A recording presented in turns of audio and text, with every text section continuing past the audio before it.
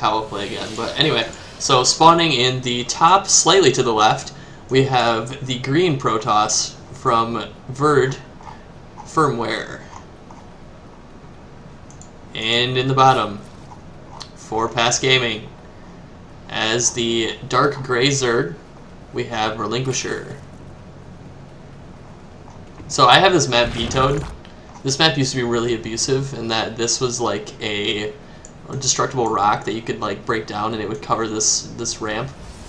It was a different ramp, it was like much wider, it was like this wide. But so you could just 12 pool on this map as Zerg and run right to their rocks, break their rocks, and then if they put a nexus down, you just break their like kill their nexus. And then you break these rocks, and then you break these rocks, and they can't do anything. Like, then you just expand 3 bases, and you're totally safe. So it was really abusive. But thank you for the follow, Cowabunga. Do appreciate it. Yeah, this map is super abusive. Like, 12 pool, break rocks, 3 base, and then you just, you know, build a bunch of roaches or hydras. And it was pretty obnoxious. So we had an Nexus first here for Firmware. A pretty good opener for this matchup. Definitely a safe thing to do for Protoss. Most of the time.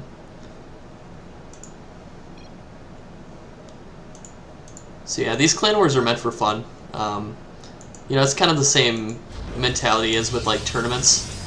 You know, you practice in ladders so you can do better for clan wars or for tournaments. At least that's what it's supposed to be. But you know, I run these clan wars mostly for an outlet for people to play in like tournament style setting, or you know, like a more serious quote unquote setting when it's not really serious, but you get what I mean. So we'll see what goes on here for Firmware. I feel like Protoss sort of dictates the pacing of the match. Whatever tech style they choose, Zerg tends to react in regards to that, so we'll have to see.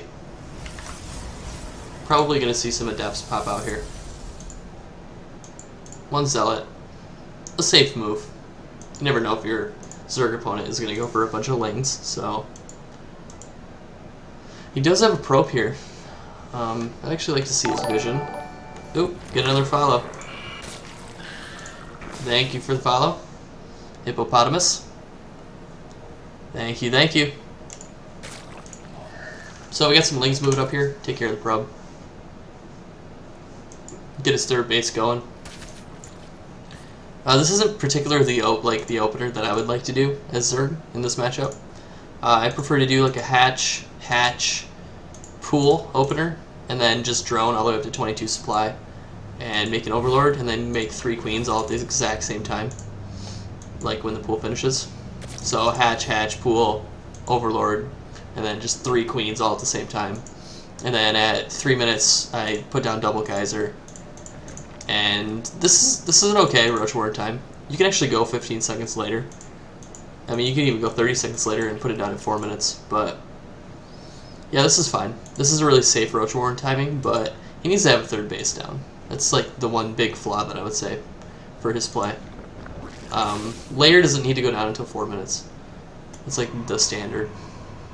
Your first 100 gas goes right into layer, and then your next 100 gas goes into link speed, and then at that time when you put down link speed, you build double Evo, or double extractor again. So yeah, this is more of a, like, I would say it's like a roach all-in timing. We could like check production. I didn't have that up, sorry. Probably should put this up too. 10 out of 10, best caster. Doesn't put any information on the screen. So anyway, so we got roaches, we got roach speed coming. Let's check the tech. You can see forges. There's not really any tech, it's just all gateway off of 3 gates. So it's not really going to do too well against just roach. Like if he makes enough roaches, I think Firmware could just lose outright. After all the photon overcharges go off, of course. But yeah, I mean gate tech doesn't really do well at all. Not against Zerg. Unless you do like a blink timing. Which he's going for an adept timing, but I mean like Roach is already out. So I don't know. I think Relinquisher, sorry, is in a pretty good position here. If he just keeps making roaches, like non-stop. Because he's got like 500 gas, and he should just be roach. So, like, let's check units. He's got 8 larvae, 11 larvae. They're all just sitting there pooling. Okay, he did use them. 10 drones. That's fine. And we got some random message here.